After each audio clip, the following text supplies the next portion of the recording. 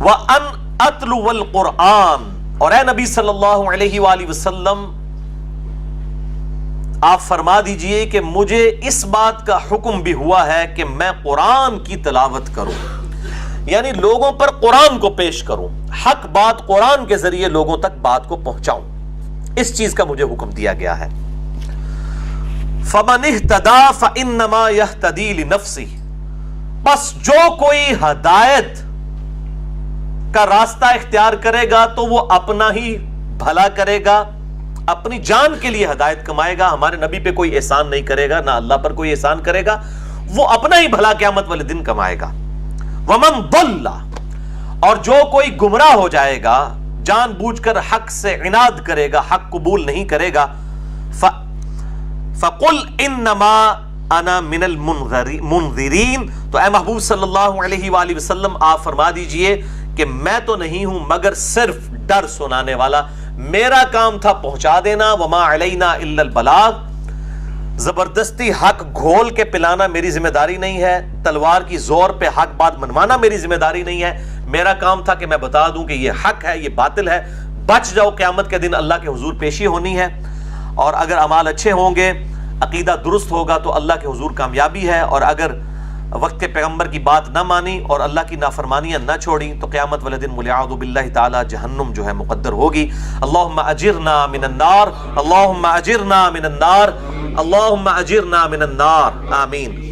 ربنا لا تزغ قلوبنا بعد اذ هديتنا وهب لنا من لدنك رحمة انك انت الوهاب۔ اللهم من احييته منا فاحيه على الاسلام ومن توفيته منا فتوفه على الايمان، آمین۔ وَقُلِ الْحَمْدُ لِلَّهِ، اور اے محبوب صلی اللہ علیہ وسلم کہہ دیجئے کہ کل تعریف اس اللہ کے لیے ہے، سَيُرِيكُمْ آيَاتِهِ فَتَعْرِفُونَهَا، ان قریب وہ تمہیں دکھا دے گا اپنی قدرت کی نشانیاں اور تم ان کو پہچان لوگے۔ یعنی دنیا میں بھی قیامت تک اللہ تعالیٰ فزیکل فینومینا آف نیچر جو ہے وہ ان کے ذریعے اپنی شناخت کرواتا رہے گا۔ انسان کے اپنے جسم کے اندر کئی چیزیں ہیں جس سے اللہ تعالیٰ کی طرف انسان کو اشارہ ملتا ہے، اور دوسری بات یہ کہ ان قریب سے مراد ہے کہ موت کا وقت جب آئے گا تو اس وقت تو پھر فرشتے نظر آ جائیں گے نزا کے عالم میں، اس وقت پتہ چل جائے گا، لیکن اس وقت کوئی فائدہ نہیں ہوگا۔ وما ربک بغافل عما تعملون، اور اے نبی صلی اللہ علیہ وسلم آپ کا رب غافل نہیں ہے ان کاموں سے جو لوگ کر رہے ہیں۔ یہاں پر میرے بھائیو یہ سورت مکمل ہوئی، سورت النمل کنکلوڈ ہوئی۔ اسی کانٹیکسٹ میں مجھے کچھ ڈیٹیل گفتگو کرنی ہے، ابھی ہمارے درس کے تقریباً سمجھ لیں آدھا گھنٹہ باقی ہے، اس لیے میں نے جلدی ان آیات کو کور کیا تھا تاکہ میں ان کچھ امپورٹنٹ چیزوں کو ڈسکس کر لوں۔ آج کی جو گفتگو اینڈ پہ جو دو آیات آئیں سورۃ النمل آیت نمبر 92 اور 3، اس کے کانٹیکسٹ میں ایک بات کھل کے سامنے آئی کہ ہمارا کام صرف دعوت دینا ہے۔ اگر ہمارے محبوب صلی اللہ علیہ وآلہ وسلم کا کام دعوت دینا ہے تو ہم تو ان کے ڈاکیا ہیں، ہمارا کام بھی صرف دعوت دینا ہے۔ کوئی بات قبول کرتا ہے کرے، جس نے نہیں کرنی نہ کرے۔ بلکہ اللہ تعالیٰ نے اپنے بارے میں یہ بات ارشاد فرما دی ہے، سورۃ الدہر آیت نمبر 3، اعوذ باللہ من الشیطان الرجیم، انا ہدیناہ السبیل اما شاکرا و اما کفورا، بے شک ہم نے ہدایت کا راستہ دکھا دیا ہے، اب تمہاری مرضی ہے چاہے حق قبول کرو یا نہ کرو۔ یعنی یہ ہدایت الہدا، یہ قرآن ہے، ہدی للناس ہے۔ تو اللہ تعالیٰ بھی فرما رہا ہے کہ حق بات واضح کر دی ہے، تمہاری مرضی ہے مانو، نہیں مرضی نہ مانو، لیکن اس کا یہ مطلب نہیں کہ آخرت میں انجام سیم ہوگا، نہیں، ماننے والوں کے لیے اللہ کی رحمت کا مقام جنت ہے، اور انکار کرنے والوں کے لیے والعیاذ باللہ تعالی دوزخ مقدر ہونے والی ہے۔ اللہم اجرنا من النار، آمین۔ اور آپ حیران ہوں گے کہ اللہ تعالیٰ ہمارے ہم نے حق بات کھول کے بیان کر دی، جس کی مرضی قبول کرے، جس کی مرضی قبول نہ کرے، اور اللہ تعالیٰ اپنی اس حق بات کے بارے میں ایکسپرٹ اوپینین خود ہی دے رہا ہے کہ اللہ تعالیٰ فرما رہے کہ میں نے بھی جو حق بات لوگوں سے بیان کی ہے نا، تو اکثر لوگوں نے حق قبول نہیں کیا۔ اللہ سے بہتر انداز کسی کا ہو سکتا ہے؟ اللہ تعالیٰ سے بہتر گفتگو کے الفاظ کسی کے ہو سکتے ہیں؟ تو میرے بھائیوں، اگر ہم بھی کسی کو کوئی بات بتاتے ہیں، ہم چاہے جتنا بھی میٹھا انداز رکھیں، جتنی اچھی گفتگو کریں، جس نے بات نہیں ماننی انہوں نے تو اللہ کی بھی بات نہیں مانی. اب یہ سن لیجئے سورہ بنی اسرائیل آیت نمبر 89. اسی آیت کے کانٹیکسٹ میں میرا وہ کلپ ہے مشہور زمانہ سنی اور ٹنی کا فرق. بکش مسلمان سنی اور نان بکش مسلمان ٹنی. ٹن ہو جانے والا, اندھا بن جانے والا, سنا کے سنی ٹنی, وہ اسی آیت میں تھا سورہ بنی اسرائیل آیت نمبر 89. وَلَقَدْ صَرَّفْنَا لِلنَّاسِ فِي هَذَا الْقُرْآنِ, اور بے شک ہم نے اس قرآن میں کئی مثالیں بیان فرمائی, پھیر پھیر کے لوگوں کو حق بات سمجھائی مختلف انداز کے اندر.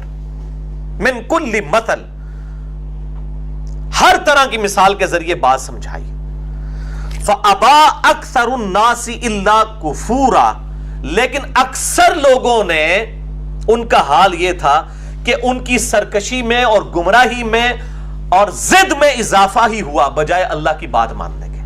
اللہ تعالیٰ ہمارے ہم نے جتنا سمجھایا اتنا ہی لوگ گمراہ ہو گئے. تو کیا یہ سمجھانے والے کا قصور ہے؟ اور اللہ تعالیٰ ہمارے اکثر گمراہ ہوئے. یہاں لوگ کہتے ہیں ہماری اکثریت ہے, اور میرے بھائیوں پاکستان میں بریلوی اکثریت میں ہے, تو کیا پھر بریلویت حق ہے؟ دیوبند کی اکثریت بنگلہ دیش میں ہے, تو کیا پھر دیوبندیت حق ہے؟ اہل تشیع کی اکثریت ایران میں ہے, کیا پھر وہ حق پر ہے؟ اہل حدیث کی اکثریت سعودیہ میں ہے, تو کیا پھر وہ حق پر ہے؟ یہ تو ساری جذباتی باتیں, علمی باتیں تو نہیں. قرآن تو کہتا ہے کہ اکثریت ہے ہی گمراہ ہے. یہ تو شرم کرنی چاہیے جو کہتا ہے نا ہم اکثر ہیں, تو قرآن کہتا ہے تو ان کو شرم کرنی چاہیے, کہتے ہیں ان کو کہنا چاہیے ہم بڑے تھوڑے ہیں.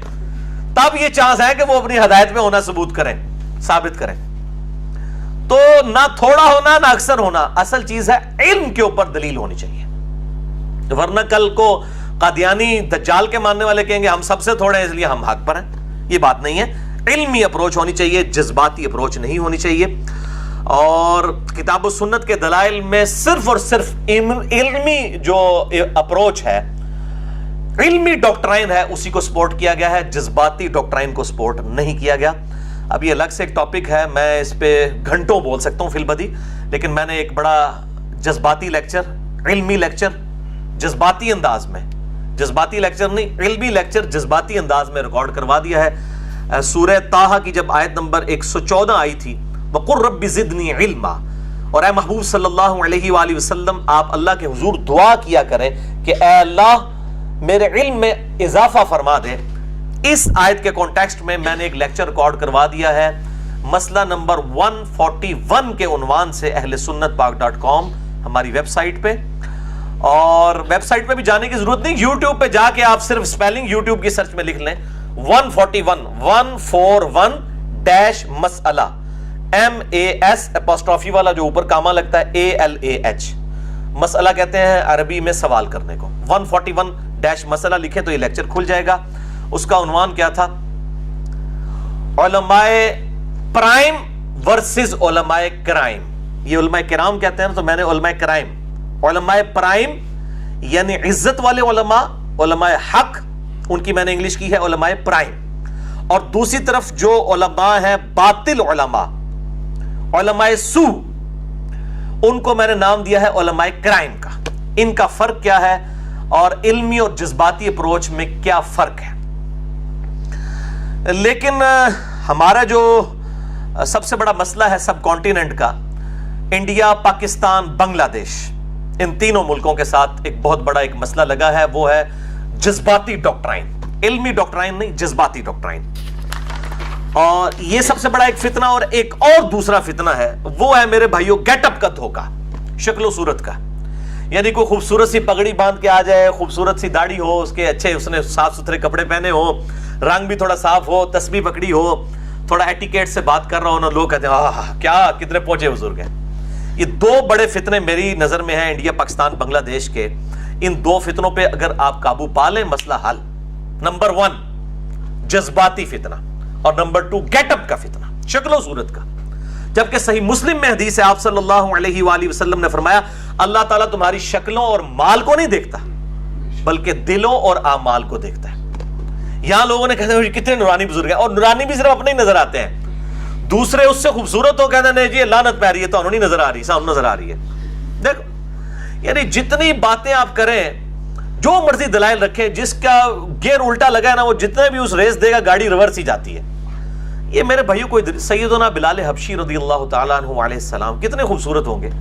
ایک حبشی اس کے ہونٹ تو موٹے ہی ہوں گے, ناک موٹا ہی ہوگا, باریک ناک تو نہیں ہوگا.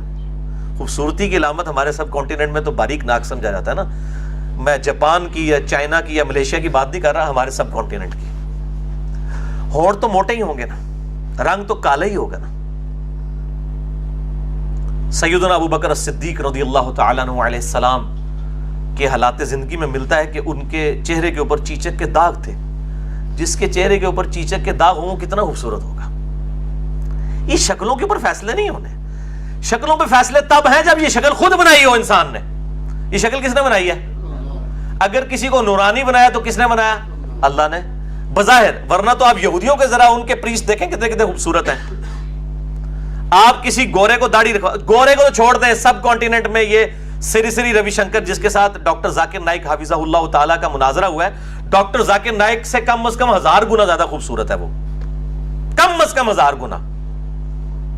کیا خوبصورت داڑھی ہے اس کی, زلفیں رکھی ہوئی ہیں. آپ دونوں کو کمپیئر کریں, شکل سے آپ کو پتہ چل جائے گا. کیا اس کے اوپر فیصلہ ہونا ہے؟ چلو باقیوں میں تو کوئی بندہ کہہ سکتا ہے, ایک طرف مسلمان ہے اور دوسری طرف ہندو ہے, بت پرست ہے, تو شکل تو اس کی زیادہ خوبصورت ہے. شکلوں کے اوپر فیصلے ہونے. اللہ تعالیٰ تمہاری شکلوں اور مال کو نہیں دیکھتا, دلوں اور اعمال کو دیکھتا ہے. صحیح مسلم کی حدیث. الحمدللہ. تو میں اس میں پھر وہی جملہ بولتا ہوں اپنے استاد جاوید احمد غامدی صاحب, جن سے میں کئی معاملات میں اختلاف بھی کرتا ہوں اور کئی چیزیں میں نے ان سے لرن کی ہیں. صحیح بخاری میں حدیث ہے 2311, جس کا لب لباب یہ ہے کہ آیت الکرسی کا وظیفہ شیطان نے انسانی شکل میں آ کے حضرت ابو ہریرہ رضی اللہ تعالیٰ عنہ کو سکھایا تھا. تو شیطان بھی اگر کوئی صحیح بات کہے اس کی تصدیق کرنی چاہیے, چاہے جائے کہ کوئی کلمہ گو مسلمان. تو غامدی صاحب کا جملہ میں وہ ریپیٹ کروں گا کہ علم کے میدان میں جذبات کی کوئی حیثیت نہیں ہوتی. علم کے میدان میں یہ نہیں دیکھا جائے گا کہ یہ اعتراض کرنے والے کی داڑھی کالی ہے, جس پہ اعتراض ہو رہا ہے اس کی داڑھی سفید ہے. یہ آج کا بندہ ہے, وہ بہت پرانے بزرگ ہیں, ان کو پرانے انہوں نے غلطی نہیں لگتی. یزید تھوڑا پرانا ہے, غلام احمد قادیانی بھی آج سے 1000 سال بعد پرانا ہی ہو چکا ہوگا. ٹھیک ہے, پرانا ہوتے کون سی دیر لگتی ہے. تو علم کے میدان میں تو میرے بھائی نشتر ہاتھ میں ہوتا ہے, اور پھر چاہے کوئی بزرگ ہو, اس کا بھی اپینڈکس پھٹنے والا ہو تو اس کو بھی چیرا لگا کے اپینڈکس نکالا جاتا ہے. بائی پاس کے لیے چیرا لگانا پڑتا ہے. پھر اس میں یہ چیزیں نہیں دیکھی جاتی. علم کے میدان میں علم کا نشتر ہاتھ میں ہوتا ہے, پھر کسی بزرگ کی پرواہ نہیں کی جاتی, علمی دلائل کے ساتھ اس کا رد کیا جاتا ہے. اور یہ تو غامدی صاحب کا تھا نا گولڈن کوٹ, اس پہ میں نے ایک وہ شعراء تو جو ہے وہ تضمین کہتے ہیں نا, اسی وزن کے اوپر میں نے اس وزن کے اوپر اس سے بھی بڑی بات کر دی ہے. یہ میرا گولڈن کوٹ ہے الحمدللہ. اور جو یہ میں نے اتنے جو ہے وہ دھکے کھانے کے بعد جس رزلٹ پہ پہنچا ہوں کہ غامدی صاحب تو کہتے ہیں علم کے میدان میں جذبات کی کوئی حیثیت نہیں ہوتی.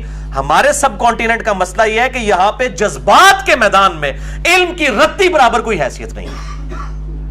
اور یہ میں نے غامدی صاحب سے جب میری 1-to-1 ملاقات ہوئی, میں نے اس وقت ان کو کہا کہ آپ یہ کہتے ہیں, میں یہ کہتا ہوں. وہ بڑے محظوظ ہوئے. میں نے کہا شیخ صاحب یہ اصل بات ہے کہ یہاں پہ علم کے میدان میں جذبات کی رتی برابر کوئی حیثیت نہیں ہے. پھر وہ شعر بنایا, علم بس کریں ہو یار, کیونکہ ان کو پتا ہے علم ہی تو ہمارے پاس کوئی جواب نہیں ہے. عزیز چھوڑنی ہے نہیں چھوڑو لا, پڑھ دے رہو, اے نہیں پڑھو گے ادھر ٹوٹ جائے گی ان ٹوٹ جائے گی, کوئی دلیل گال کرنی نہیں. تو علم سے بھاگتے ہیں پھر یہ لوگ. تو میں اسی لیے بولا کرتا ہوں کہ یہاں پہ جذبات کے میدان میں علم کی کوئی حیثیت نہیں ہے رتی برابر. اس کی میں آپ کو ایک مثال دیتا ہوں. خصوصاً 12 ربیع الاول کے موقع کے اوپر, ویسے عام حالات میں بھی اکثر بریلوی علماء یہ مثال دیتے ہیں, اور یہ ساری ٹوٹلی جذباتی ڈاکٹرائن. میں آپ کو بتاؤں کس طرح یہ پبلک کو دھوکہ دیتے ہیں. میں پہلے کلیئر کر دوں, میں بریلوی, دیوبندی, اہل حدیث, اہل تشیع, اس کے علاوہ اہل سنت کے جتنے آف شوٹ ہیں, حنفی, شافعی, مالکی, حنبلی یا اثنا عشری, اہل تشیع میں سے یا زیدیہ, میں سب کو مسلمان سمجھتا ہوں سوائے قادیانیوں کے. لیکن علمی اختلاف میں سب سے رکھتا ہوں. یہ سارے جو ہیں علمی اختلاف رکھ کے اپنے علاوہ سب کو کافر, گستاخ رسول کہہ دیتے ہیں. میں الحمدللہ سب کو مسلمان مانتے ہوئے علمی اختلاف کرتا ہوں. میرے ان میں زمین و آسمان کا فرق ہے. نہیں, پہلے کلیئر کر دوں. تو یہ بریلوی علماء ربیع الاول کے مہینے میں پتہ کیا کہہ رہے ہوتے ہیں, دیکھیں جی آپ کو علمی دلیل تو کوئی نہیں ہے نا. میں نے مسئلہ نمبر 63 ریکارڈ کروا دیا ولادت مصطفیٰ کے کانٹیکسٹ میں. میں ولادت مصطفیٰ صلی اللہ علیہ وآلہ وسلم منانے کو سنت سمجھتا ہوں, سنت طریقے پہ جو صحیح مسلم میں ہے کہ پیر کا روزہ رکھو. میں نے پورا ڈیٹیل لیکچر ہزاروں بریلویوں کی توبہ کا سبب بنا ہے. مسئلہ نمبر 63 اہل سنت پاک.com ہماری ویب سائٹ پہ آپ دیکھ سکتے ہیں. تو میں آج اس ڈیٹیل میں جاؤں گا, لیکن وہ کہتے ہیں دیکھیں جی ربیع الاول کا مہینہ ہے, 2 گھر ہیں آمنے سامنے, ایک گھر میں لائٹنگ ہوئی ہے, جھنڈیاں لگی ہوئی ہیں, دوسرے گھر میں کچھ بھی نہیں ہے. بتائیں کون عاشق رسول ہے؟ کس کو حضور کی پیدائش کی خوشی ہے؟ اب یہ کوئی علمی بات ہے؟ جذباتی بات. ظاہر ہے آپ یہی کہیں گے جس میں جھنڈیاں لگی ہوئی ہیں اور جس گھر کے اندر لائٹنگ ہو رہی ہے اسی کو خوشی ہے, تو دوسرے کو تو خوشی کوئی نہیں ہے. اور اس کی بنیاد کے اوپر جو لوگ ربیع الاول کو ان کی بنائی ہوئی ڈاکٹرائن میں نہیں منا رہے نا اس طریقے سے, جائز طریقہ جو ہے وہ الگ سے ہے, سنت طریقہ الگ سے, مسئلہ 63 میرا دیکھ لیں, تو یہ ان کو گستاخ رسول کہتے ہیں. گستاخ رسول کہنے کا سیدھا سیدھا کیا مطلب ہے؟ آپ اسے کافر کہہ رہے ہیں. جب گستاخ رسول آپ نے کسی کو کہہ دیا تو آپ نے اس کو اسلام سے نکال دیا. اور کیا کہیں گے کسی کو آپ؟ جب آپ کو گستاخ رسول کا فتویٰ لگا دیا گیا تو نبی صلی اللہ علیہ وسلم کی جس نے گستاخی کی وہ تو اسلام سے نکل گیا. ٹھیک ہے, اس سے بعد میں اس پہ توبہ پیش کی جائے گی, اس کو آمادہ کیا جائے گا, لیکن اس وقت تو آپ کو یہ کافر کہہ رہے ہیں, اپنے علاوہ سب کو یہ کافر کہہ رہے ہیں. بیسیکلی جب ربیع الاول کے کانٹیکسٹ میں یہ بات کر رہے ہیں تو بریلوی یہ کہنا چاہتے ہیں ان کے علماء کہ ہمارے علاوہ سب کے سب جو ہے وہ کافر ہیں. بات کہنے کا انداز ہے, چاہے ایسے کہہ لیں, چاہے ایسے کان پکڑ لیں, چاہے ایسے پکڑ لیں. تو وہ کہتے ہیں اب جذباتی طور پہ تو ان کی بات بالکل ہٹ کرتی ہے, لیکن ان کا علاج میرے پاس ہے, جو خود 31 سال تک بریلوی رہے, پھر دیوبند اہل حدیث اہل تشیع کے ساتھ بھی رہ کے اب الحمدللہ ساری فرقہ واریت سے توبہ کر کے سادہ سا مسلمان بن گئے. اس کا جواب ان کو علمی دینے کی کوئی ضرورت نہیں ہے, ان کو پھکی والا جواب دیں گے جو میں نے رکھا ہوا اینٹی وینم. کوبرا سانپ جب کاٹ جائے نا اس کے زہر کا علاج کسی دوائی سے نہیں ہو سکتا, کوبرے کے زہر سے ایک اینٹی وینم, اس وینم کا علاج تیار کیا جاتا ہے, اور وہ اگر پونے گھنٹے کے اندر لگ جائے تو بندہ بچتا ہے, ورنہ دنیا کی کوئی دوائی نہیں بچا سکتی اسے, جسے کوبرا کاٹ جائے. جس کو یہ مولوی کاٹ جائے نا, کوبرے نہ کٹیا تو شاید پانی مانگ لے, مولوی تو ڈسا پانی بھی نہیں مانگتا. ان کا علاج پھر یہ اینٹی وینم ہے, الزامی جواب, لاجیکل آنسر, جسے میں پنجابی میں کہتا ہوں پھکی, جس کو کھانے کے بعد پیٹ درد جو ہوتا ہے نا اس میں پھر 2 ڈکار آنے کے بعد بالکل ٹھیک ہو جاتا ہے. ان کو کہ یہ جو آپ کہہ رہے ہیں 12 ربیع الاول ہے, 2 گھر ہیں, ایک میں جھنڈیاں لگی ہیں, دوسرے میں لگی, کون عاشق رسول ہے؟ انہوں نے کہا سیدھا دسنے 10 محرم الحرام کا دن ہے, ایک گھر میں ماتم ہو رہا ہے, ایک گھر میں سوگ کی فضا ہے, ایک گھر میں لوگ مولا حسین رضی اللہ تعالیٰ عنہ علیہ السلام کو یاد کر کے آنسو بہا رہے ہیں, اور دوسرے گھر میں کچھ بھی نہیں ہو رہا, نہ ماتم ہے نہ کوئی پھوڑی بچھی ہوئی ہے. اب بتائیں مولا حسین کا غم ان کو ہے یا ان کو ہے؟ نہیں جی ایسے گل نہ ہوئی, انہیں وہی گل ہوئے گی کہ اب ان کو پتا چل گیا ساڑھے بڑھ کے گئی ہے, اے دیکھیں فوراً ٹیکا لگا علاج ہو گیا, دیکھیں فوراً ڈکار آئے گا. نہیں یہ کوئی دلیل نہیں ہے جی, ہمیں ہے, ہم بے شک نہیں کرتے ہیں, لیکن اب یہ تو نہیں کہ بندہ اس طریقے سے غم منائے کہ بندہ ماتم کرے, سوگوار کر لے. تو اب آپ جب 12 ربیع الاول کے اوپر یہ سارے کام کرتے ہیں اس وقت وہ تو آپ کی ڈاکٹرائن ہے نا, تو اب ان کے چونکہ ان کے عقیدے کے خلاف ہے تو فوراً بیک فٹ پہ چلے جائیں گے, پھر کہیں گے نہیں جی کوئی علمی بات کریں, ہوں آئے ہو نا ڈکار لے جاؤ ٹھیک ہوئے ہو, پھکی تو بات گل سمجھ آندی ہے. تو یہ اینٹی وینم دینا ہماری مجبوری ہے, اور الحمدللہ یہ جو پھکیاں ہیں الحمدللہ یہ وہ کام کر رہی ہیں جو علمی دلائل ان کے سامنے نہیں کرتے, قطعاً نہیں کرتے, کیونکہ علم کو ماننے کے لیے تیار ہی نہیں ہے. جب ایک بندے کی اپروچ ہی جذباتی ہے, پھر اس کو اس سے بڑھ کر جذباتی اپروچ والا ٹیکا لگایا جائے گا نا, پھر اس کو سمجھ آئے گی. تو یہاں پہ اب میں ایک تلخ بات کروں کہ یہ جو جذباتی ڈاکٹرائن ہے یہ کوئی آج کی کھڑی کی ہوئی نہیں ہے, پرانے بزرگوں نے بھی پورا حصہ اس کے اندر ڈالا ہے. میں بغیر نام لیے کہہ رہا ہوں, ایک جرنل بات کرنے لگا ہوں, کسی پہ پرٹیکولر فٹ نہیں کرنے لگا, کہ اس امت میں جس بڑے سے بڑے عالم نے, آج ہو یا 1000 سال پرانا ہو کوئی, جس نے اس امت کا بیڑا غرق کیا ہے نا جذباتی ڈاکٹرائن بنانے میں, پوری نیک نیتی کے ساتھ کیا ہے. الحمدللہ ہمیں کوئی نیت پہ شک نہیں. یہ کہتے ہیں نا جی آپ نیت پہ شک نہیں, بڑے مخلص تھے پر ساڑھا بیڑا ڈوب گئے, اخلاص کے ساتھ انہوں نے کیا, ہمیں اخلاص پہ شک نہیں ہے. ہم یہ کہتے ہیں کہ جذباتی اپروچ ان کی ڈاکٹرائن یہ جو بنانا ہے نا یہ امت کے ساتھ ظلم کیا, اور آج ہم ان کے بوئے ہوئے بیج کاٹ رہے ہیں. آج پاکستان آگ میں جل رہا ہے ان لوگوں کی غلط رویوں کی وجہ سے جو انہوں نے ڈاکٹرائن صدیوں سے کھڑی کی ہوئی ہے, چاہے کوئی آج کے بزرگ ہیں چاہے کوئی پرانے بزرگ ہیں.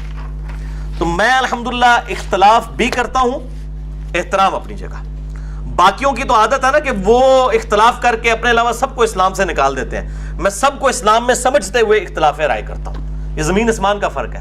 لہٰذا مجھے کوئی گلہ نہ کرے کہ میں غلطیاں لوگوں کی نکالتا ہوں, باقی تو غلطیاں نکال کے ساتھ ہی اسلام سے بھی نکال دیتے ہیں. میں اتنے بڑے بڑے بلنڈر نکال کے بھی کہتا ہوں کہ بہرحال مسلمان تھے, ہمارے بھائی تھے, غلطی ہو گئی ان سے. آج ہمیں اگر حق بات پتہ چل گئی تو ہم اپنا منہ جو ہے چپیڑے مار کے سرخ نہ کر لیں. ہمیں اگر پتہ چل گیا کہ ہمارے بزرگوں نے یہ چپیڑے جو ماری تھیں, یہ ہمارا منہ جو سرخ ہے ان کی وجہ سے ہوا ہے, تو اب ہم تو اپنے اوپر چپیڑے نہ وہ والی مارے. اگر ہمیں آج پتہ چل گیا کہ حق بات یہ تو فوراً رجوع کر لیں. یہ ایک مسلمان کی اپروچ ہونی چاہیے.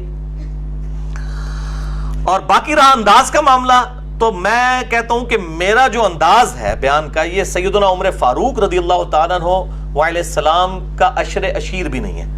وہ تو کئی احادیث میں بخاری مسلم سے پیش کروں گا, کئی صحابہ کی انہوں نے باقاعدہ پھینٹی لگائی ہے کئی مسئلوں کے اوپر. میں نے آج تک کسی کی پھینٹی نہیں لگائی ہے. سختی کو تو چھوڑ دیں. بخاری میں نہیں آتا نبی صلی اللہ علیہ وسلم کی وفات کے موقع پر انہوں نے تلوار نکال لی تھی اور کہا تھا کہ جو کہے گا حضور فوت ہو گئے میں اس کی گردن اتار دوں گا.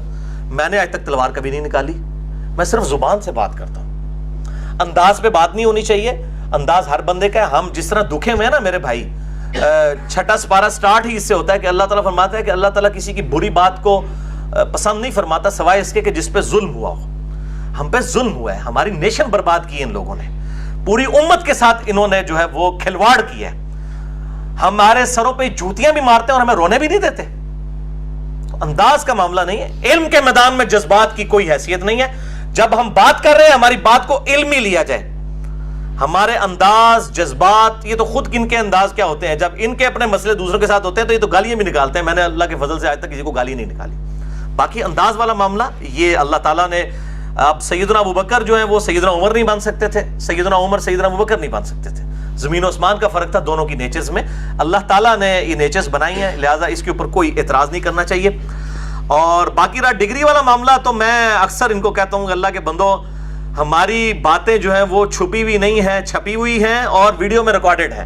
ہمارے علم کو جج کرنا ہے ویڈیو سے دیکھیں. ڈگری اپنے پاس رکھیں. صحیح بخاری میں آپ صلی اللہ علیہ وسلم ہمیں ڈگری دے گئے ہیں, بلغوا عنی ولو آیہ, پہنچا دو میری طرف سے خواہ تمہیں ایک آیت ہی آتی ہو. ہمارے پاس تو نبی صلی اللہ علیہ وآلہ وسلم کی ڈگری ہے. آپ کی جعلی ڈگریاں چاہیے فرقوں کی, آپ کی تو فرقوں کی ڈگری ہیں. یہاں تو الحمدللہ تمام مکاتب فکر کا علم یکجا ہے. اور دوسری وہی بات جو صحیح بخاری میں 2311 نمبر حدیث ہے, آپ صلی اللہ علیہ وسلم کے ریفرنس سے, اس کا مفہوم یہ بنتا ہے کہ شیطان نے آیت الکرسی کا وظیفہ انسانی شکل میں آ کے سیدنا ابو ہریرہ کو تعلیم کیا. تو آپ صلی اللہ علیہ وسلم نے فرمایا کہ وہ ہے تو جھوٹا تھا لیکن اس نے بات سچی کی ہے, وہ شیطان تھا. تو شیطان بھی اگر کوئی بات کرے سچی تو یہ نہیں دیکھنا کہ وہ شیطان ہے, نہ اس کا انداز دیکھنا ہے, بلکہ علمی بات ایکسیپٹ کر لینی ہے. 2 + 2 4 ہی رہیں گے, چاہے میرے ساتھ کچھ بھی ہو جائے 2 + 2 4 ہی رہیں گے. چاہے میرے مخالفین کچھ نہ کچھ دلائل لیں 2 + 2 4 ہی رہیں گے. اگر کوئی سورج پلٹا دے, چاند کو 2 ٹکڑے کر دے, زمین جو ہے اس کو آسمان پہ لے جائے, آسمان کو زمین پہ لے اور اس کے مقابلے پہ آپ سے کہ 2 + 2 5 ہوتے ہیں, آپ کہیں نہیں آپ نے سب کچھ کر کے دکھا دیا لیکن 2 + 2 4 ہی ہے. یونیورسل ٹروتھ ہی رہتا ہے. میں جو کچھ بھی ہوں میں نے کتاب و سنت سے جو دلائل رکھے ہیں الحمدللہ وہ وہی رہیں گے. میری زندگی میں بھی میرے مرنے کے بعد بھی پرانے بزرگ تو مرتے تھے, وہ پھر مر جاتے تھے, چند ایک کی کتابیں باقی ہیں, لیکن الحمدللہ اب کوئی مرتا نہیں ہے, ویڈیوز میں ہمیشہ زندہ رہتا ہے. ڈاکٹر اسرار صاحب کو آج بھی میں لگاتا ہوں, لگتا ہے زندہ ہے. 2010 میں فوت ہوئے ہیں وہ, 14 اپریل 2010, اور آج دیکھ لیں یہ اپریل کا ہی مہینہ جو ہے وہ ہے, اور آج کیا ہے 29 اپریل 2017. 10 سال ہو چکے, جو ہے 7 سال ہو چکے ہیں, لیکن لگتا ہے کہ وہ زندہ ہے. ویڈیوز میں تو زندہ ہے. اس طرح الحمدللہ یہ ویڈیوز جو ہے یہ لٹکتی تلوار رہیں گی علماء کرائم کے سر پہ, اور جو اہل حق ہیں وہ انشاءاللہ اس سے فیض ہمیشہ حاصل کرتے رہیں گے انشاءاللہ تعالی. تو یہاں پر میں یہ جذباتی اپروچ کی علمی اصلاح کے لیے امام مالک رحمہ اللہ تعالی کا وہ قول المتوفى 179 ہجری, وہ فرمایا کرتے تھے نبی صلی اللہ علیہ وآلہ وسلم کی مبارک قبر کی طرف اشارہ کر کے کہ اس صاحب قبر صلی اللہ علیہ وآلہ وسلم کے علاوہ روئے ارض پہ کوئی شخص ایسا نہیں ہے جس کی ہر بات مقبول ہو اور کوئی بات مردود نہ ہو سوائے اس صاحب قبر صلی اللہ علیہ وآلہ وسلم کے. ان کے علاوہ جتنے لوگ ہیں اگر ان کی چند باتیں مقبول ہوں گی تو کئی ایک مردود بھی ہوں گی, لیکن آپ صلی اللہ علیہ وآلہ وسلم کی تمام باتیں مقبول ہیں. آپ صلی اللہ علیہ وآلہ وسلم کے ساتھ اختلاف نہیں کیا جا سکتا, آپ کے علاوہ ہر ایک سے کیا جا سکتا. بلکہ امام ابو حنیفہ رحمہ اللہ تعالی المتوفى 150 ہجری, اور امام مالک المتوفى 179 ہجری, امام شافعی المتوفى 204 ہجری, امام احمد بن حنبل المتوفى 241 ہجری، اور باقی ائمہ سے بھی یہ تواتر کے ساتھ اقوال ان کے نقل کیے گئے ہیں کہ وہ کہتے ہیں ہماری کوئی بات بھی کتاب اللہ، سنت اور اجماع امت کے خلاف ہو اسے دیوار پہ مار دو اور کتاب اللہ اور سنت کو جو ہے وہ اختیار کرو۔ بلکہ یہ اختلاف جو ہے وہ ان ائمہ سے تو چھوٹی چیز ہے، ایون صحابہ کے ساتھ اختلاف رائے ہو سکتا ہے اجماع کے علاوہ۔ اجماع والا معاملہ الگ جس پہ اجماع ہو چکا ہے، جس طرح کہ صحیح بخاری میں آتا ہے، میں نے وہ جو اپنا ریسرچ پیپر ہے واقعہ کربلا کا حقیقی پس منظر 72 صحیح الاسناد احادیث کی روشنی میں، جس میں 200 روایتیں جمع کی ہیں، ریسرچ پیپر نمبر 5B ہے، اہل سنت پاک.com ہماری ویب سائٹ پہ PDF موجود ہے۔ اس میں نے سیدنا عثمان غنی رضی اللہ تعالیٰ عنہ علیہ السلام کی شہادت کی جو وجوہات تھی، ان میں ایک روایت یہ بھی نقل کی ہے صحیح بخاری صحیح مسلم دونوں سے، کہ سیدنا عثمان نے اپنے دور میں حج تمتع پہ پابندی لگا دی تھی، حالانکہ وہ سنت ہے اور قیامت تک کے لیے باقی ہے۔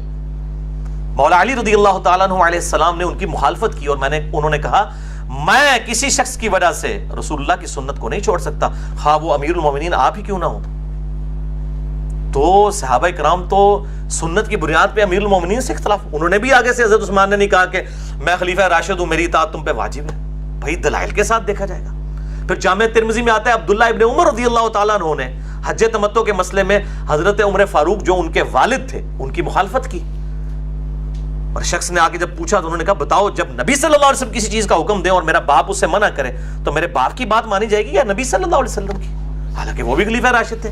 تو یہ بات آپ سمجھیں کہ صحابہ کرام دلائل کی روشنی میں خلفۂ راشدین سے بھی اختلاف کر لیتے تھے، جن کے بارے میں وہ سراتن حدیث ہے علیکم بسنتی و سنت الخلفاء الراشدین المہدیین، تم پر میری سنت اور میرے خلفاء راشدین ہدایت یافتہ کی سنت لازم ہے۔ باقی کس بات کی مولی ہے؟ کوئی بڑے سے بڑا بزرگ ہو، بڑے سے بڑا امام ہو، وہ کس بات کی مولی ہے؟ چنانچہ اب میں اینڈ پہ یہاں پہ یہ ساری تمہید میں نے بنائی تھی جو آج میں اب ایک نیا علمی ایٹم بم پھینکنے لگا ہوں۔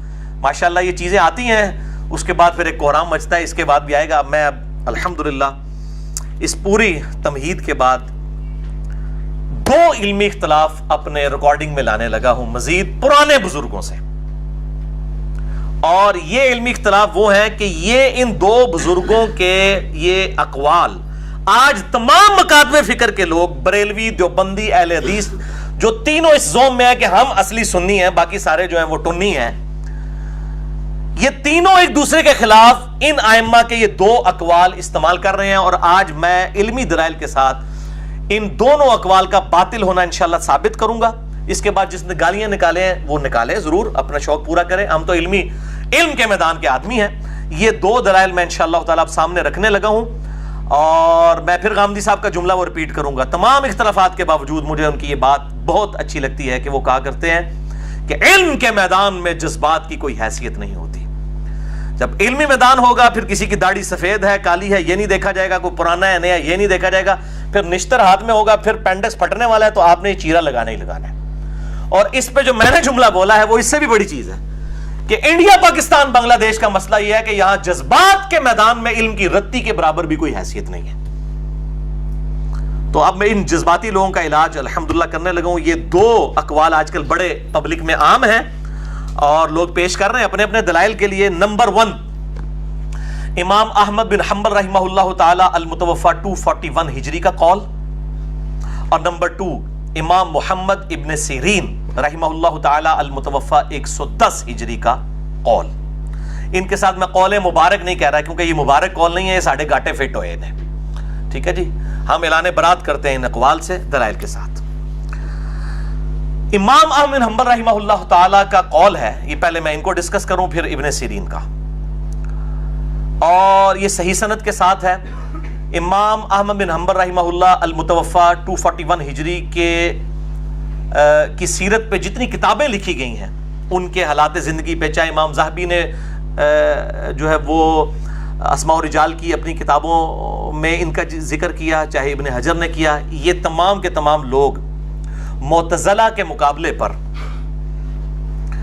احمد بن حنبل کا یہ قول پیش کرتے ہیں، چونکہ معتزلہ کے ساتھ ان کا اختلاف تھا اور جو خلق قرآن والا فتنہ انہوں نے اٹھایا تھا۔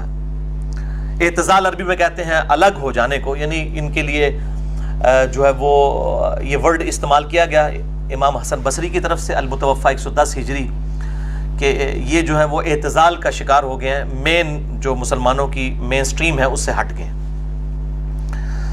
تو ان کے مقابلے پہ امام احمد بن حنبل رحمہ اللہ تعالی نے کہا تھا کہ ان کے یعنی معتزلہ اور ہمارے درمیان جو فرق ہے وہ ہمارے جنازے کریں گے۔ اندازہ کرو، انا للہ و انا الیہ راجعون، یعنی جدا جنازہ وڈا ہوئے گا نا وہ آگتے ہوئے گا، یہ مطلب یہ ہے۔ اور یہ آج ممتاز قادری کے جو فالوور ہیں وہ بھی اس کو شیئر کروا رہے ہیں، اور اس طریقے سے جس کا شوق چڑھتا ہے نا تو وہ اس کو پیش کرتا ہے۔ جی احمد بن حنبل نے فرما دیا کہ بھئی قرآن ہے، حدیث ہے، بھئی ایک انسان کا قول ہے جس سے اختلاف بھی ہو سکتا ہے، بھئی سلف ہے، بھئی سلف چھوڑیں، کیا حضرت عمر سلف نہیں ہے؟ کیا حضرت عثمان سلف نہیں ہے؟ تو حج تمتع پہ جب دونوں نے پابندی لگائی، صحیح بخاری میں آتا ہے کہ سیدنا عثمان سے مولا علی نے مخالفت کی اور سیدنا عمر سے ان کے بیٹے عبداللہ ابن عمر نے مخالفت کی، جامع ترمذی میں آتا ہے۔ تو ان سے بڑا کون سلف ہے؟ لیکن یہ علم کی دنیا ہے میرے بھائیوں، یہاں تو علمی باتیں ہوں گی۔ تو یہ ممتاز قادری کے جو فالوور ہیں وہ کہتے ہیں دیکھیں کتنا بڑا جنازہ ہوا ہے، اس سے یہ پتہ چلا کہ بریلوی حق پر ہے۔ ٹھیک ہے، ابھی فضل الرحمان صاحب نے اتنا بڑا جلسہ کیا، اتنا بڑا جلسہ، وہاں پہ امام کعبہ بھی آئے۔ اب جو دیوبندی ہیں وہ یہ کہہ رہے ہیں کہ جی یہ اس چیز کی دلیل ہے کہ ہم حق پر ہیں کیونکہ امام کعبہ یہاں پہ آیا ہے، اور امام کعبہ جو ہے وہ اللہ تعالیٰ کا خاص نمائندہ ہے، تو چونکہ امام کعبہ بھی فضل الرحمان صاحب کے پاس آ رہا ہے تو یہ فضل الرحمان صاحب بھی جو ہے وہ اللہ تعالیٰ کے خاص نمائندے ہیں۔ ایلو سامون ایک جذباتی اپروچ ہے۔ ہاں اب کیا بریلوی مان لیں گے کہ ہاں ٹھیک ہے جی بات تو ٹھیک ہے، لیکن کہیں گے کوئی علمی بات کرو؟ دیکھیں نا اپنے اوپر یہ بات آتی ہے نا پھر یہ تو یہ بالکل باطل ہے احمد بن حنبل رحمہ اللہ کا قول، اور اللہ تعالیٰ ان کو معاف کرے۔ آج زندہ ہوتے تو ہم ان سے ریکویسٹ کرتے کہ آپ رجوع کریں، یہ آپ کا بالکل جذباتی بات ہے، یہ کوئی علمی بات نہیں ہے کہ جنازے جو ہیں وہ فرق کریں گے، جس کا جنازہ بڑا ہوگا وہ حق پہ ہوگا، جس کا جنازہ چھوٹا ہوگا وہ باطل پہ ہوگا۔ تو اب اس کا الزامی جواب پہلے لے لیں، بالکل سادہ سا، جو یہ بریلوی، دیوبندی، اہل حدیث یہ تینوں مجھے بھی سنا رہے ہوتے ہیں، یہ جنازے سے پتہ چلے گا۔ مولانا اسحاق صاحب کے بارے میں کہتے تھے جنازے سے پتہ چلے گا، اتنا بڑا جنازہ ان کا ہوا ہے کہ ان کے سارے مولویوں کا جمع کرے اتنا جنازہ نہیں ہوتا، تو اب مان لیے انہوں نے۔ مولانا مودودی رحمہ اللہ تعالی جن سے تمام مکاتب فکر بیر رکھتے ہیں، قذافی اسٹیڈیم پورا بھرا ہوا تھا، محمد علی جناح کے بعد آج تک اتنا بڑا جنازہ کسی کا نہیں ہوا جو مولانا مودودی کا ہوا تھا۔ تو کیا مودودی صاحب کو انہوں نے بزرگ مان لیا بریلوی، دیوبندی، اہل حدیث شیعہ نے؟ تو پھر ہمیں کیوں کہتے ہیں کہ جی ممتاز قادری کا بہت بڑا جنازہ ہوا فلاں کا؟ جنید جمشید صاحب رحمہ اللہ تعالیٰ کا جنازہ تو ہم نے اپنی زندگی میں دیکھ لیا ابھی دسمبر 2016 میں، آج 29 اپریل 2017 ہے، 4-5 مہینے پہلے کی بات ہے۔ کتنا بڑا جنازہ ہوا، تو کیا سب بریلویوں نے کہہ دیا ہاں جی احمد بن حنبل نے فرمایا تھا کہ ہمارا جو ہے ہمارے اور تمہارے درمیان جنازے فیصلہ کریں گے، تو فیصلہ ہو گیا کہ آج تبلیغی جماعت والے حق پہ ہیں، ایڈے سادہ نے مان جان گے؟ ٹھیک ہے، شیخ زبیر لیزئی رحمہ اللہ تعالیٰ ان کا جنازہ میں نے خود پڑھا ہوا ہے، چلو باقی تو آپ کہیں گے ان کی تعداد زیادہ ہے، یہ تو اہل حدیث تھے، اہل حدیث تو ہے ہی تھوڑے ہیں، اتنا بڑا ان کا جنازہ ہوا، ہزاروں لوگ تھے۔ تو کیا بریلوی اور دیوبندی شیخ زبیر لیزئی صاحب کو بزرگ مان لیں گے؟ وہ تو ان کی وفات کے بعد بھی ان کو گالیاں نکال رہے ہیں۔ تو جب یہ خود ماننے کے لیے تیار نہیں ہے کسی دوسرے کا، تو ہمیں کیوں کہتے ہیں جی ممتاز قادری کا بہت بڑا جنازہ ہوا تو فلاں کا بہت بڑا جنازہ ہوا، لہٰذا یہ جو ہے وہ جنازوں نے فرق کر دیا کون حق پہ ہے؟ تو میں اچھا اب اس پہ آپ کو پتا کیا جواب دیں گے؟ انہوں نے جو جواب دینا میں پہلے اس کا بھی جواب دیتا ہوں۔ وہ کہیں گے جی یہ جو باطل اہل باطل ہیں ان کے لیے دلیل نہیں ہے، جنید جمشید تو باطل تھا، مودودی تو باطل تھا، شیخ زبیر لیزئی تو باطل انسان تھا، یہ اہل حق کی بات ہو رہی ہے، جو حق والے ہیں نا ان کے جنازے فیصلہ کرتے ہیں، اگر باطل کسی کا جنازہ زیادہ ہے وہ ہم نہیں مانتے۔ چلو جی for the sake of argument agreed, اور اگلا ٹیکا ایک اور اینٹی وینم لو پھکی الزامی جواب، کیا سیدنا عثمان جو تھے رضی اللہ تعالیٰ عنہ علیہ السلام اہل حق تھے یا اہل باطل تھے؟ بمشکل درجن بندوں نے، 1 یا 2 درجن بندوں نے ان کا جنازہ پڑھا ہے، رات کے اندھیرے میں ان کو دفنایا گیا ہے بقیع غرقد میں، کیونکہ باغیوں نے ان کے گھر کو گھیرا ہوا تھا، ان کی لاش کی بے حرمتی کرنے کا خطرہ تھا۔ چند لوگوں نے، جبکہ تقریباً 40,000 صحابہ زندہ تھے، 40 بندوں نے بھی جنازہ نہیں پڑھا حضرت عثمان غنی کا، تو کیا وہ پھر باطل تھے؟ اب آپ کی ڈاکٹرائن تو ہم نے توڑ دی ہے، اہل حق بھی تھے پھر بھی جنازہ کٹ ہویا، اللہ نے کوئی معجزہ نہیں ظاہر کیتا بھی عثمان کا جنازہ ہے تو جڑے سارے باغی نے وہ پتھر کے بن جائیں اور سارے صحابہ جنازہ پڑھ لیں۔ حضرت ابو ذر غفاری رضی اللہ تعالیٰ عنہ، جن کے بارے میں جامع ترمذی میں، مسند احمد میں حدیث ہے کہ اس نیلی چھتری کے نیچے اس سے زیادہ شخص سچا کوئی نہیں ہے، ابو ذر غفاری، جو حق کے لیے حضرت معاویہ سے بھی لڑتے تھے حضرت عثمان کے دور میں جب وہ گورنر تھے، حتیٰ کہ انہوں نے ان کو نکال کے مدینہ شریف واپس بھیج دیا. کس پرسی کی حالت میں جنگلوں کے اندر ان کی موت ہوئی ہے، صرف بیوی ان کی ان کے ساتھ تھی، اور 2 اصحاب وہاں سے گزرے، ان دونوں نے ان کا جنازہ پڑھ کے ان کو دفنایا. لیکن ابو ذر غفاری کا ٹائٹل چھن گیا کہ اس نیلی چھتری کے نیچے اس سے زیادہ سچا انسان کوئی نہیں ہے. اور ایک اور حدیث ہے مسند احمد میں کہ میری امت میں عیسیٰ کی مثل اگر کوئی شخص ہے تو ابو ذر غفاری ہے. حضرت عیسیٰ کا زہد مشہور تھا، اتنا زہد تھا کہ حضرت عیسیٰ جو ہے وہ برتن میں پانی نہیں پیتے تھے، وہ کہتے تھے یہ بھی دنیا کا مال ہے، اپنے ہاتھوں سے پانی پیا کرتے تھے، اس طرح کے زاہد تھے. اور نبی صلی اللہ علیہ وآلہ وسلم فرما رہے ہیں میری امت میں اگر عیسیٰ کی مثل ہے نا زہد میں، ابو ذر غفاری ہے. اس کا جنازہ تو صرف 2 بندوں نے پڑھا ہے. مولا حسین رضی اللہ تعالیٰ عنہ علیہ السلام، ان کا جنازہ کتنے لوگوں نے پڑھا ہے؟ سامنے تو ہزاروں کا لشکر تھا، اور ان کی لاش کی کتنی بے حرمتی کی گئی، گھوڑے دوڑائے گئے، کس طرح سر جو ہے وہ پوری مملکت میں پھرایا گیا. تو کیا سیدنا حسین رضی اللہ تعالیٰ عنہ جو ہے وہ اہل حق نہیں تھے؟ تو یہ بالکل ان کی باطل دلیل ہے، یہ بالکل چھڑولا، جنہوں میں کہتا ہے چھڑولا نے. کوئی علمی گل کرو، جذباتی گلا نہ کریا کرو، چھڑولے نہ چھوڑا کرے. تو یہ الحمدللہ میں نے اس حوالے سے ان کا رد کر دیا. اور آج کل تو بالکل نئی نئی باتیں ہوئی ہوئی ہیں. اب تو لوگ خواب بیان کرتے ہیں، جو ہمارے ایک بزرگ کو خواب ہے، اور سارے مکاتب فکر کے لوگ نبی صلی اللہ علیہ وسلم کے ریفرنس سے خواب بیان کرتے ہیں، اور جب دوسرے مکتب فکر کا بتایا جائے وہ کہتے ہیں نہیں یہ تو جھوٹے نے، انہوں تو خواب آ ہی نہیں سکتی. بریلویوں کو کہنا کہ جی اشرف تھانوی صاحب نے خواب دیکھا تھا کہ دیوبند مدرسے کی بنیاد نبی صلی اللہ علیہ وسلم نے رکھی ہے، کہنا نہیں یہ ہو ہی نہیں سکتا. اور دیوبندیوں کو کہیں گے تعلق قادری صاحب نے خواب دیکھا تھا نبی صلی اللہ علیہ وسلم کے بارے میں، جس کی ویڈیو بھی آ چکی ہے، کہتا نہیں جھوٹ ہے. حالانکہ 2 ہی جھوٹے نے، انہوں نے نبی صلی اللہ علیہ وسلم کو دیکھا ہی نہیں. آپ کی تو گارنٹی اپنی شکل مبارک کے بارے میں. اس میں میرا مسئلہ نمبر 6 بھی ریکارڈڈ ہے، علیحدہ سے کلپ بھی ہے، وہ لاکھوں لوگوں تک پہنچا ہے. خواب میں دیدار مصطفیٰ صلی اللہ علیہ وسلم کی حقیقت کیا ہے، اس میں میں نے کھول کے مسئلہ بیان کیا. آج میں اس ڈیٹیل میں نہیں جاؤں گا. اس طرح پھر یہ کہتے ہیں کہ جی دیکھیں جی وہ جی لاشیں ہمارے بزرگوں کی سلامت نکل رہی ہیں، یہ بھی گل ہوندی ہے جی. اور کہتے ہیں جی وہ راتوں رات لاش شفٹ کی. بھائی اللہ دے بندو جو شفٹ کرنے لگتے ہو بلاؤ نا یار، بی بی سی نو، جیو نو بلاؤ، اے آر وائی نو بلاؤ، سما ٹی وی نو، دن والے نو بلاؤ، دنیا ٹی وی والوں بلاؤ، سی این این والوں کو بلاؤ. وہ جی لاش نہیں ہمارے بزرگوں کی خراب ہے. اچھا چلے پرانے بزرگوں کو تو چھوڑ دیں.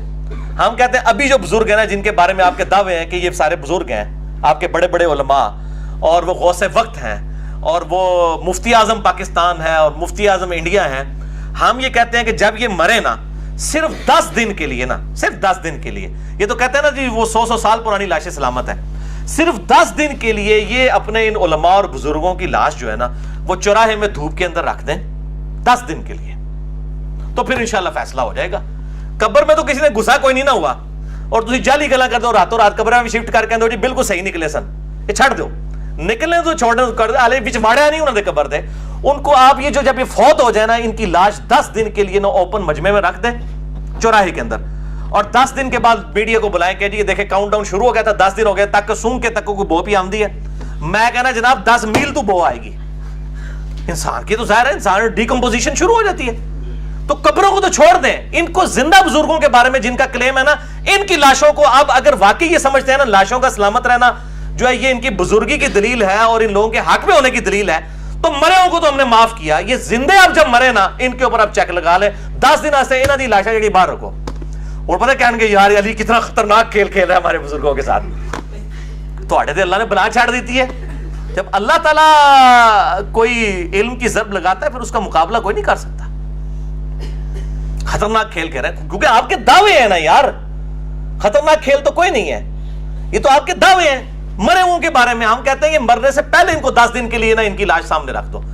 پھر وہ عیدی والوں کی منتیں نہیں ماننا کہ جناب یہ فریزر میں رکھ لیں اور سرد خانوں میں رکھوائی ہوتی ہیں لاشیں. اگر آپ کو اتنا کانفیڈنس ہے تو اوپن رکھیں مجمع میں لاش، پتہ لگ جائے گا، ساروں کی بزرگی کھلے گی انشاءاللہ تعالیٰ. پھر اور آج تو بعد پھر کوئی نہیں ہے بزرگ ہونا، یہ بھی ذہن رکھیو. تو یہ سب کی سب چیزیں، ان چیزوں کو اس طرح پروپیگیٹ کرنا یہ صرف انبیاء کی خصوصیت ہے، یا اللہ تعالیٰ جس کے لیے چاہے وہ فرما سکتا ہے، لیکن اس کی بنیاد کے اوپر کسی کے عقیدے جسٹیفائی نہیں ہو جاتے۔ ہمیں کیا پتا کہ مرنے والے کا مرتے دم تک وہی عقیدہ تھا بھی یا نہیں تھا، یا اس نے توبہ کر لی تھی۔ یعنی خدا نہ خواستہ اگر میری آج سے 10 سال پہلے کی کوئی ویڈیوز ہوں، شکر ہے میری جب سے ویڈیوز ریکارڈ ہوئی ہیں کوئی اس طرح کی بات نہیں ہے کہ میرے لیے مصیبت بنے، تو ورنہ اس وہ زمانے بریلویت کی جب میری کوئی ویڈیوز ہوں تو لوگ تو کہیں گے یار دیکھو پہلے کہ کہندا سی تک جی دی لاش سلامت نکلی ہے، تو اس طریقے سے لوگ دعوے کر دیں گے، تو یہ کوئی دلیل نہیں ہے۔ اور دوسرا قول امام محمد ابن سیرین رحمہ اللہ تعالی المتوفى 110 ہجری، اور اسی کی وجہ سے یہ سلفی بھائی مجھ سے ناراض ہیں، وہ کہتے ہیں جی ابن سیرین کا گستاخ ہے، وہ تو تابعی تھے۔ یار آپ لوگ تو حضرت عمر کے گستاخ ہیں، حج تمتع کے مسئلے میں ابن عمر کی مثالیں بیان کرتے ہیں ممبر سے کہ جی انہوں نے حج تمتع میں بندی لگائی مخالفت کر دی، تو ہم ابن سیرین کے بھی گستاخ نہیں ہو سکتے؟ یہ تو علمی بات ہو رہی ہے۔ ابن سیرین رحمہ اللہ تعالیٰ کے بارے میں صحیح سند کے ساتھ سنن دارمی کے مقدمے میں یہ واقعہ موجود ہے، اور میں یہ اب سنن دارمی آج اسپیشلی لے کے آیا ہوں، اور ترجمہ بھی ہے بریلویوں کا، تاکہ کسی کو کوئی شک ہی نہ رہے کہ یہ ایک گستاخانہ ترجمہ ہے۔ اے پائی سو کالڈ عاشقین دا ترجمہ ہے، یہ سنن دارمی چھاپی ہے شبیر برادرز لاہور، جو پاکستان میں سب سے بڑا ادارہ ہے، ہشت بہشتوی انہوں نے چھاپی ہوئی ہے، وہی نے بریلوی مکتبہ فکر کا، اور بریلویوں نے ترجمہ کیا ہے۔ یہ سنن دارمی جو ہے وہ امام بخاری اور امام مسلم کے استاد ہیں، امام ابو محمد عبداللہ بن عبد الرحمن الدارمی المتوفى 255 ہجری، ان کی وفات پہ امام بخاری بہت روئے تھے۔ امام مسلم نے 71 احادیث صحیح مسلم میں ان سے لی ہیں، امام دارمی رحمہ اللہ تعالی۔ یہ سنن دارمی کی پہلی جلد ہے، یہ بریلویوں نے ترجمے کے ساتھ چھاپ دی ہے۔ اس جلد کے مطابق 412 نمبر روایت ہے، اور اگر آپ یہ المقدمہ کے اندر مقدمے میں لکھا ہے، اور مقدمے میں جو ایک باب ہے بد مذہب بدعتی اور مذہبی بحث کرنے والے لوگوں سے اجتناب کرنا، یہ مقدمے میں آپ کو باب مل جائے گا، اس میں یہ روایت موجود ہے۔ اور یہ روایت ذرا کیمرے میں لے آئیں تاکہ پھر میں بعد میں اس کو ورڈ بائی ورڈ پڑھوں۔ یہ جو میں نے انڈر لائن کیے ہوئے ہیں الفاظ تھوڑی دیر کے لیے کیمرے میں شو کریں، تاکہ کسی کو شک نہ رہے کہ یہ امام محمد ابن سیرین رحمہ اللہ تعالی کے بارے میں یہ صحیح سند کے ساتھ ایک واقعہ نقل کیا گیا ہے، اور جس معاملے میں میں ان سے بالکل شدید علمی اختلاف رکھتا ہوں کہ یہ اپروچ کتاب و سنت کی اپروچ نہیں ہے۔ سنیں، اسما بن عبید بیان کرتے ہیں کہ دو بد مذہب شخص آئے صدقے۔ یہ بد مذہب کون ہوتا ہے؟ بریلوی کہیں گے کہ دیوبندی اہل حدیث شیعہ یہ بد مذہب ہے۔ آپ دیوبندیوں سے پوچھیں گے وہ کہیں گے ہمارے علاوہ سارے بد مذہب ہیں، آپ اہل حدیث سے پوچھیں گے یہ کہیں گے سارے بد مذہب ہیں، شیعہ کہیں گے یہ سارے بد مذہب ہیں۔ یہ بد مذہب سے مراد ہے یعنی دوسرے معنوں میں سمجھو اپنے تو علاوہ سارے بد مذہب۔ دو بد مذہب شخص ابن سیرین رحمہ اللہ کی خدمت میں حاضر ہوئے اور کہنے لگے اے ابو بکر، یہ ان کی کنیت تھی ابن سیرین کی، ہم آپ کو ایک حدیث سناتے ہیں۔ یہاں پہ ہمارے اہل حدیث بھائی کہتے ہیں جی اسی تو حدیث بیان کرتے ہیں، لوگ سنتے ہی نہیں، تو کوئی مسئلہ نہیں جناب، تھوڑے بزرگوں نے بھی نہیں سنی ہوئی۔ ابن سیرین نے جواب دیا نہیں۔ وہ دونوں بولے پھر ہم آپ کے سامنے اللہ کی کتاب کی کوئی آیت تلاوت کر دیتے ہیں۔ ابن سیرین نے فرمایا نہیں، تم دونوں اٹھ کر چلے جاؤ ورنہ میں اٹھ کے چلا جاؤں گا۔ نو، وہ کہتے ہیں نہ میں کوئی حدیث سننی جے نہ کوئی آیت سننی جے، اگر باز نہیں آتے میں اٹھ کے ٹوٹ جانا، منو کتاب و سنت نہ سناؤ۔ یہ میرے بھائیوں یہ ابن سیرین ہے، کوئی بریلوی دیوبندی عالم دین نہیں ہے، اور وہ جو دو آئے تھے وہ دو بد مذہب تھے، اہل حدیث مکتبہ فکر کے نہیں تھے۔ یہاں تو اہل حدیث ہمارے بھائی ہمیں بتا رہے ہوتے ہیں جی ہم کتاب و سنت پیش کرتے ہیں، لوگ سنتے ہی نہیں ہیں۔ اور یہ واقعہ الیاس قادری صاحب نے مدنی چینل پہ سنایا، اور انہوں نے کہا دیکھا ہمارے بزرگ جو ہے نا بد مذہبوں سے آیت اور حدیثیں بھی نہیں سنتے تھے، آپ لوگ بھی کسی بد مذہب کی بات نہ سنا کریں۔ ہیلو ہن سامو ہن اے ہر بندہ اپنے حق ہی چلے گا، ٹھیک ہے؟ اہل حدیث کہیں گے جی ہم بھی نہیں سنیں گے، اور یہ وہ بات بھی نہیں وَإِذَا خَاطَبَهُمُ الْجَاهِلُونَ قَالُوا سَلَامًا، وہ الگ چیز ہے کہ جب جاہلوں سے واسطہ پڑے تو ان سے بحث نہ کرو۔ یہاں بحث کا معاملہ نہیں ہے، آیت اور حدیث بھی نہیں سنی، اور یہ وہ بحث کرنے بھی نہیں ہے، آیت اور حدیث سنانے کے لیے آئے ہیں، اور آگے جو جواب دیا نا ابن سیرین نے وہ بالکل کتاب و سنت کے خلاف ہے۔ سنیں، انہوں نے کہا تم دونوں اٹھ کر چلے جاؤ ورنہ میں اٹھ کر چلا جاؤں گا۔ راوی کہتے ہیں وہ دونوں اٹھ کر چلے گئے تو حاضرین میں سے کسی شخص نے کہا کہ اے ابو بکر محمد ابن سیرین، اگر وہ آپ کے سامنے قرآن کی کوئی آیت پڑھ دیتا تو اس میں کیا حرج تھا؟ بات تو صحیح کی، یعنی انہوں نے بھی سمجھ آئی کہ کام غلط کیتا ساڑھے استاد نے۔ تو ابن سیرین نے جواب دیا، مجھے یہ اندیشہ تھا کہ یہ لوگ میرے سامنے کوئی آیت پڑھیں گے اور اس کی اپنی طرف سے کوئی تفسیر بیان کر دیں گے اور وہ میرے دل میں پختہ ہی نہ ہو جائے، یعنی میں قرآن و سنت سن کے میں کہیں گمراہ ہی نہ ہو جاؤں۔ وہ کہتے ہیں قرآن حدیث ڈائریکٹ نہ پڑھنا، گمراہ ہو جاؤ گے۔ یہ وہی چیز ابن سیرین نے بھی کہا کہ یہ کوئی آیت حدیث ایسی بتا دے جو میرے مسلک ہی نہ ہوتی تو ہو سکتا ہے میں گمراہ ہی ہو جاتا۔ یہ ایک جاہل تو بات کر سکتا ہے۔ اگر ابن سیرین بھی یہ کہیں کہ کتاب و سنت پڑھ کے میرا بھی عقیدہ خراب ہو جائے، ان مسئلہ کے جا کے پوچھیے، یہ کہنا ہے فَاسْأَلُوا أَهْلَ الذِّكْرِ إِن كُنتُمْ لَا تَعْلَمُونَ، اگر تمہارے پاس علم نہیں تو اہل علم سے پوچھ لو۔ محمد ابن سیرین جو امام حنیفہ کے استاد ہیں اور تابعی ہیں، بخاری مسلم کی حدیثوں کے راوی ہیں، اگر وہ بھی یہ کہیں کہ اس کی آیت اور حدیث سن کے میں بھی گمراہ ہو سکتا ہوں، تو پھر اِنَّا لِلَّهِ وَإِنَّا إِلَيْهِ رَاجِعُونَ، انہاں تے 4 تکبیراں پڑھ لو، اور کس کی آپ بات کریں گے؟ اور وہ بحث والا معاملہ بھی نہیں، وَإِذَا خَاطَبَهُمُ الْجَاهِلُونَ قَالُوا سَلَامًا، انہوں نے سلامہ نہیں کہا، نہ بحث والا مسئلہ ہے، انہوں نے کہا میں نے آیت اور حدیث سننی نہیں ہے، اور ساتھ انہوں نے وجہ بھی بتا دی ہے، ورنہ وہ کہتے ہیں جی قرآن میں حکم آیا ہے کہ جب جاہلوں سے واسطہ پڑے تو بحث نہ کرو۔ انہوں نے یہ جواب نہیں دیا۔ ابن سیرین کی جھوٹی وکالت کرتے ہیں یہ لوگ۔ انہوں نے کہا کہ میں اس لیے نہیں سن رہا کہ اس کی بات کہیں میرے دل پہ نہ اثر کر جائے۔ انہوں نے یہ نہیں کہا کہ یہ جاہل ہے اور میں اس سے بحث نہیں کرنا چاہتا، انہوں نے کہا میں کہیں گمراہ نہ ہو جاؤں۔ میرے بھائیو، اگر کوئی قادیانی ختم نبوت کے اوپر قرآن اور آیت کی آیات اور احادیث نہ سنے دلائل کے طور پہ، اور یہ کہنا شروع کر دے کہ کہیں ایسا نہ ہو کہ اس کی بات ہی میرے دل میں گھر کر جائے، تو کیا قادیانی کو ہدایت کبھی مل سکتی ہے؟ تو وہ پھر اسی گمراہی پہ مر جائے گا۔ اس طریقے سے جب کوئی یہ کہے گا کہ میں نے کسی کی بات سننی ہی نہیں ہے، ہو سکتا ہے وہی غلطی پر ہو۔ تو یہ بالکل غلط اپروچ ہے، جذباتی اپروچ ہے، اور اس معاملے میں ڈر جانا چاہیے۔ اور یہ سب ایک دوسرے کے حق میں اس طرح کی باتیں پیش کر رہے ہوتے ہیں اور کہتے ہیں نہیں جی بد مذہبوں سے بچیں۔ دیکھیں ہمارے سلف جو ہیں بد مذہبوں کی بات نہیں سنتے تھے، تو پھر بیچارے اہل حدیث کی بات کس نے سن دی ہے؟ یہ اہل حدیث ہی زیادہ اس حوالے سے مخالفت کر رہے ہیں جی ہمارے سلف کے۔ اسی طریقے سے بریلوی، دیوبندی، شیعہ، وہ بھی اگر کوئی صحیح بات کرتے ہیں، میں تو سب کی صحیح باتیں لیتا ہوں، جو غلط بات ہے اس سے اختلاف رائے رکھتا ہوں۔ اور اسی وجہ سے یہ ہمارے علماء جو ہیں وہ ناراض ہوتے ہیں اور گالم گلوچ تک کرتے ہیں، اور مجھے بڑی خوشی ہوتی ہے کہ میں اکثر کہتا ہوں کہ وہ ایک اردو میں محاورہ بولا جاتا ہے کہ جو بے وقوف دوست ہے نا اس سے عقل مند دشمن بہتر ہوتا ہے۔ بے وقوف دوست سے عقل مند دشمن بہتر ہوتا ہے، اور میرے کیس میں یہ محاورہ اگلا ورژن ہے کہ میرے بے وقوف دوست، میرے جو بے وقوف دشمن ہیں وہ میرے عقل مند دشمنوں سے بھی بہتر ہیں۔ یہ جتنی بے وقوفیاں کرتے ہیں لوگوں تک حق بات پہنچتی ہے، لوگ قبول کرتے ہیں الحمدللہ۔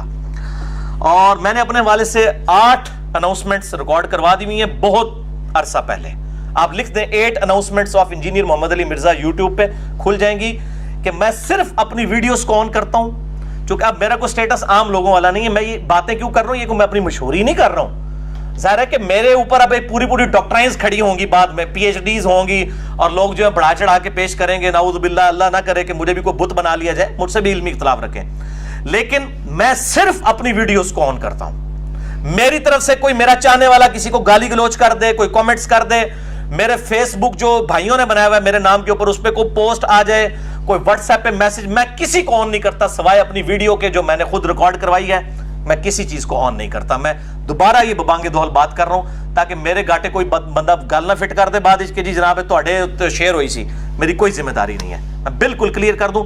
اور ویڈیوز بھی پوری ویڈیوز ٹکڑے کاٹ کے اپنا لقمہ ان کے منہ میں ڈالنا نہیں، پوری بات شروع ہوتی ہے ختم ہوتی ہے، پورے کانٹیکسٹ میں جو بات ہوگی میں اس کو آن کروں گا الحمدللہ۔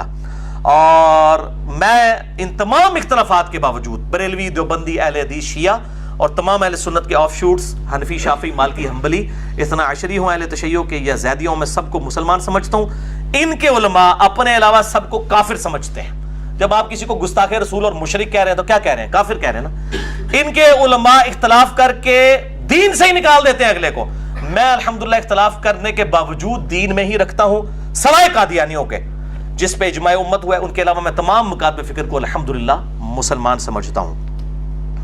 اور یہ جو میرے بارے میں پروپیگنڈا کر رہے ہیں، سنیوں کی طرف سے پروپیگنڈا یہ ہو رہا ہے کہ اس سے ایران سے کوئی ریال آتے ہیں۔ ویسے تو انہیں پتا ہے ایران کی بھی جو کرنسی وہ بھی ریال ہے، اور سعودیہ کی بھی ریال ہے، اور جو اہل تشیع ہیں وہ کہتے ہیں جی اس کو سعودیہ سے جو ہے وہ ریال آ رہے ہیں. میں لعنت بھیجتا ہوں سعودیہ کی امداد کے اوپر بھی اور ایران کی امداد کے اوپر بھی. الحمدللہ بھائی اپنی محنت مزدوری کر کے کماتے ہیں, اللہ کا شکر ہے, کوالیفائڈ انجینئر ہوں.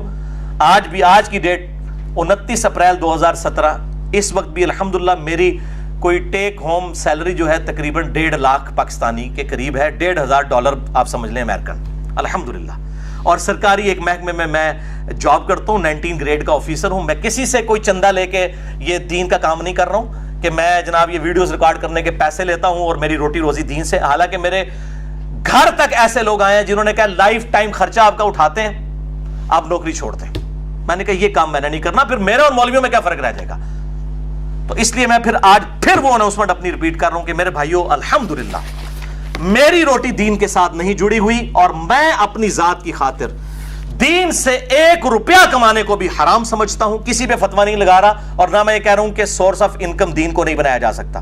بنا سکتے ہیں لیکن سبسسٹنس لیول کے اوپر. یہ بڑی بڑی عمارتیں اور یہ ٹشکرے قسم کے باڈی گارڈ بھرتی کرنا اور بڑی بڑی گاڑیاں, اس کی نہیں, سبسسٹنس لیول جس طرح ڈاکٹر سراج صاحب نے کیا. میں اپنی ذات کی خاطر دین سے 1 روپیہ کمانے کو بھی حرام سمجھتا ہوں. یہی وجہ ہے کہ میں نے فرقہ واریت کو 3 طلاقیں دے کر اور 4 تکبیریں پڑھ کر ہمیشہ کے لیے دفنا دیا ہے, کیونکہ جس کی روٹی دین کے ساتھ جڑ جائے وہ کبھی بھی آپ کو حق بات نہیں کرے گا, الا ماشاء اللہ, الا ماشاء اللہ. کبھی حق بات, اس کو فوراً فکر پڑ جائے گی کہ ظاہر مسجد و فرقوں کی ہیں, اگر وہ اس فرقے کے خلاف بات کرے گا مسجد کمیٹی اس کو فارغ کر دے گی, اس کے بال بچوں کا خرچہ کون اٹھائے گا. اپنی عقل کھولیں آپ خود, اور اللہ تعالیٰ سے دعا کریں کہ اللہ تعالیٰ اس دن سے پہلے کہ ہماری روٹی دین کے ساتھ جڑ جائے, ہمیں ایمان و عافیت کے ساتھ مدینہ شریف میں موت, بقیع غرقد میں مدفن, اور جنت الفردوس میں اپنے محبوب صلی اللہ علیہ وآلہ وسلم کا پڑوس عطا فرمائے. آمین ثم آمین. اور میرے بھائیوں جتنے بھی یہاں 80 کے قریب لوگ بیٹھے ہوئے ہیں, اکثر لوگ میرے ماضی سے واقف ہیں کہ میں اپنی پیدائش 4 اکتوبر 1977 سے لے کر 2008 تک آلموسٹ 30-31 سال تک بریلوی رہا. اس کے بعد کچھ عرصہ دیوبند, پھر اہل حدیث, پھر اہل تشیع کے ساتھ بھی ایز اے اسٹڈی گزرا. آج بھی میں سب کو مسلمان سمجھتا ہوں سوائے قادیانیوں کے, لیکن علمی اختلاف جو ہے وہ کرتا ہوں, اور جہاں پر بریلوی ٹھیک ہے میں ڈنکے کی چوٹ پہ کہتا ہوں حیات النبی کا میرا لیکچر سن لیں. جس مسئلے میں دیوبندی ٹھیک ہے میں بالکل ڈنکے کی چوٹ پہ کہتا ہوں حیات النبی کا میرا لیکچر سن لیں صلی اللہ علیہ وآلہ وسلم. جس مسئلے میں اہل حدیث ٹھیک ہے میں ڈنکے کی چوٹ پہ کہتا ہوں, اکثر لیکچر اہل حدیث کو سپورٹیو ہے. اور لیکن الحمدللہ سب سے زیادہ مخالفت بھی اسی طبقے کی طرف سے ہو رہی ہے. جیسے کہ نبی صلی اللہ علیہ وسلم یہودیوں کے لیے بشارت بن کے آئے تھے نا, اور وہ ان کی کتابوں میں پریڈکشنز موجود تھیں, لیکن سب سے زیادہ مخالفت یہودیوں نے کی, کیونکہ ان کی جو مسندیں تھیں وہ سٹیک پہ لگ گئی تھی. ہماری بھی دعوت حق کی وجہ سے جن لوگوں کی مسندیں جو ہے نا وہ سٹیک پہ لگی ہیں ان کو سب سے زیادہ اختلاف ہے. لیکن الحمدللہ یہ بات بھی میں بانگ دول کہتا ہوں کہ اہل حدیث جو عوام ہے, چونکہ وہ اہل حدیث فرقے کی عوام ہی نہیں تھی, کوئی بریلوی سے گیا ہوا تھا, کوئی دیوبندی سے, کوئی اہل تشیع سے, وہ الحمدللہ سب کی سب میری پشت پہ کھڑی ہے الحمدللہ. اور بریلوی بھی, دیوبندی بھی, اہل تشیع میں بھی کئی لوگ ہیں عوام الناس میں جو حق بات الحمدللہ قبول کرتے ہیں, اور میں سب سے محبت کرتا ہوں, علمی اختلاف رکھتا ہوں جہاں پہ اختلاف ہے. اسی طریقے سے اہل تشیع کا جو مقدمہ بالکل صحیح ہے, جتنا میں اتنا مانتا ہوں. میرا مسئلہ نمبر 96 آپ دیکھ لیں, عظمت صحابہ, رد المنافقین اور سنی شیعہ کے اختلاف کا تحقیقی جائزہ, اور جہاں پہ مجھے اختلاف ہے ڈنکے کی چوٹ میں کرتا ہوں. بھئی ہمیں کوئی سعودیہ سے یا ایران سے ریال لینے اور ان ملکوں کا ایجنڈا ملک پاکستان میں لانچ کرنا ہے, اور یہاں پہ جو ہے وہ گھر گھر میں قتل و غارت کروانا ہے. بھئی ہم تو علمی اپروچ کے ساتھ چل رہے ہیں, جذباتی اپروچ کے ساتھ نہیں. اللہ تعالیٰ سے دعا ہے جو حق بات میں نے کہی اللہ تعالیٰ ہمارے دلوں میں راسخ فرمائے. اگر جذبات میں میرے منہ سے کوئی غلط بات نکل گئی اللہ تعالیٰ ہمارے دلوں سے ہی معاف کرتے ہیں. ہمیں کتاب و سنت کی تعلیمات پر عمل کر کے دوسرے بھائیوں تک پہنچانے کی توفیق عطا فرمائے. سبحانک اللہم و بحمدک, اشہد ان لا الہ الا انت, استغفرک و اتوب الیک, وما علینا الا البلاغ المبین. جزاکم اللہ خیرا.